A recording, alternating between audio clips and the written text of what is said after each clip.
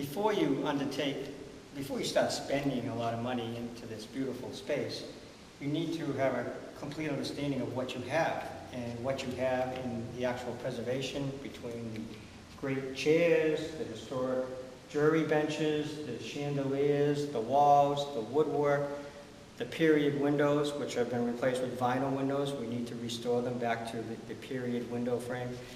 This is a restoration project. It's not a construction project. And in order to undertake this in the right manner, this is why we're advocating for a historic survey to understand what we have, what has the historic value, and then develop a roadmap of what you need and how to go about preserving these various elements within this majestic courtroom. And there's so many elements involved that you have to undertake it in a methodical, thoughtful, careful, and historic planning process, and that's what we're proposing with this project. That historic survey costs about $75,000. That would be a two-part survey. It's a two-part survey. One is to look at the existing structures and conditions of the building. Not only this courtroom, which has the primary historic value, but we just walked up an historic marble staircase. There's a smaller courtroom downstairs. There's the historic facade on the exterior of the building. There's the cupola. There's a lot of aspects to this building. So it's to do a complete survey of the entire building, identify what has historic value, what doesn't. And then the second phase is once you determine what has the historic value, then how do you go about preserving that? What needs to be replaced? If it does, what kind of materials do you use? How do you go about doing that?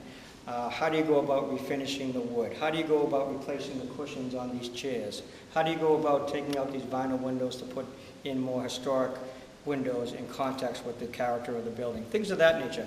We don't have the expertise to do that, but you hire expert preservation consultants to work with the community and us to do that.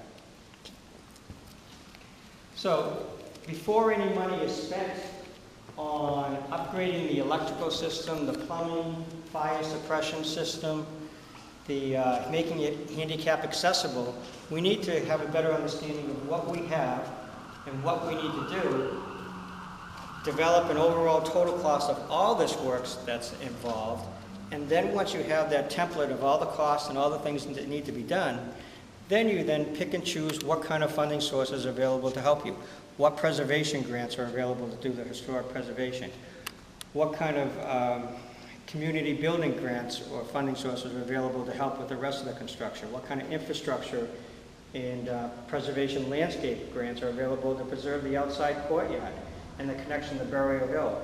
All these things will come into play, but you need to know the cost of everything in order to undertake the right process and the right steps. Because a building of this size and a project of this magnitude, you could throw away $1 million very easily and still have a lot of work to do if you don't do it in the right steps and the right process. And you don't want to do something now and then 2 years from now have to change it or tear something out because you didn't think ahead. We want to think ahead now, so in the 2 years from now we have a completed project done in the right fashion.